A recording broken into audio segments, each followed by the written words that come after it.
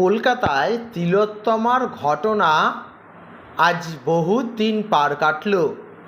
August মাসের 9 তারিখ কিছুটা মনের ভিতরে নাড়া দিলেও পশ্চিমবাংলার মাটিতে তিলোত্তমার ঘটনা নিয়ে একাধিক বিষয় আন্দোলন বিপ্লব সংগঠিত হয়েছে। এই আন্দোলন বিপ্লবের মধ্যে দিয়ে তিলোত্তমার ব্যাপারে কথা বলতে গিয়ে একাধিক ব্যক্তিকে আক্রমণের মুখে পড়তে হয়েছে এবং ট্রান্সফার করে দেওয়া হয়েছে একাধিক সরকারি কর্মচারীকে। এই ব্যাপারে প্রতিবাদ করায় সরকারের বিরুদ্ধে আন্দোলন না হওয়া সত্ত্বেও পশ্চিমবঙ্গ সরকারের পক্ষ থেকে বারবার এই আন্দোলনকে বাড়ানোর ক্ষেত্রে বাধার মুখে দাঁড় করিয়েছে। আমরা দেখেছি এই আন্দোলন বাড়ানোকে কেন্দ্র করে রাত জাগো ভোর জাগো এত আন্দোলন, রাত জাগো আন্দোলনের ওপরেও অমানবিক অত্যাচার ঘটেছে কিছু দুষ্কৃতীদের। সে সময় আইনের দ্বারস্থ হয়েছিলেন আন্দোলনকারীরা। এর পিছনে সরকারের পক্ষ থেকে বলা হচ্ছে কোনো সময় সিপিএমের মদত আছে, কোনো সময় বলছে যে রাম অর্থাৎ বিজেপির মদত আছে। এত কিছু নিয়ে আন্দোলনের টানাপোড়েনের পর আমরা জানি যে সুপ্রিম কোর্টের দ্বারস্থ হয়েছিলেন তিলোত্তমার পরিবারের পক্ষ থেকে। তিলোত্তমার পরিবারের পক্ষ থেকে সুপ্রিম কোর্টের দ্বারস্থ হওয়ার পর সিবিআইকে এই ব্যাপারে খুব ভালোভাবে তদন্ত করবার জন্য যে নির্দেশ এবং তার যে রিপোর্ট কার্ড এবং তার যে তদন্তের ডায়েরি তা কিন্তু খুঁজে আনতে বলেছেন কোর্টের পক্ষ থেকে। ঠিক এই সময় দাঁড়িয়ে সেই সিবিআইকে তার কাজ জাগ্রতভাবে করবার জন্যই সিজিও কমপ্লেক্স অভিযানের ডাক দিলেন জুনিয়র ডাক্তার থেকে নার্সেরা।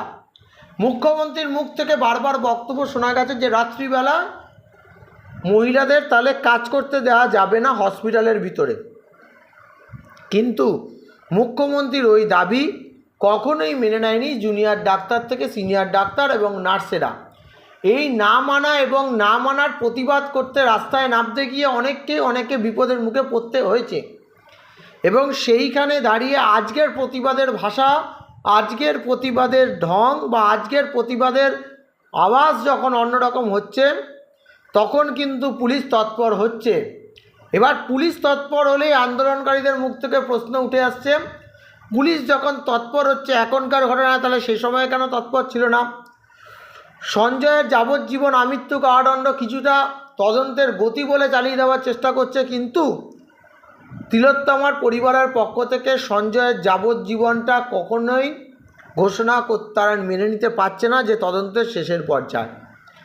তারা বলছে তদন্ত শুরুর পর্যায়ে। এই জন্যই আজ জুনিয়র ডাক্তার এবং নার্সদের পক্ষ থেকে অভিযান করা হয়েছে এবং ওই অভিযানে সাড়া দিয়েছে সাধারণ মানুষও। সিজিও কমপ্লেক্স অভিযানে গিয়ে কী বলেছেন তারা শুনুন আপনারা। আমাদের আন্দোলনের কারণ পথে নামার কারণ কি? পথে নামার আমরা তো পথেই আছি। গত 7 মাসের ওপর অভয়ার ন্যায় বিচারের দাবিতে আমরা পথে আছি। একা সঞ্জয় রায় যে খুনি নয় সে কথা যেমন সেন্ট্রাল ফরেন্সিক সায়েন্স ল্যাবরেটরিতে উঠে এসেছিল, আজকে হাইকোর্টে মহামান্য জাজ কিন্তু পরিষ্কার বলেছেন, দুটো বিষয়কে উনি তুলে ধরেছেন যে একা ব্যক্তি সঞ্জয় রায় ছাড়া আর কারা কারা যুক্ত আছে, অর্থাৎ মাল্টিপল পার্সন ইনভলভ আছে কিনা সেইটা সিবিআইকে আগামী শুক্রবার জানাতে বলেছে।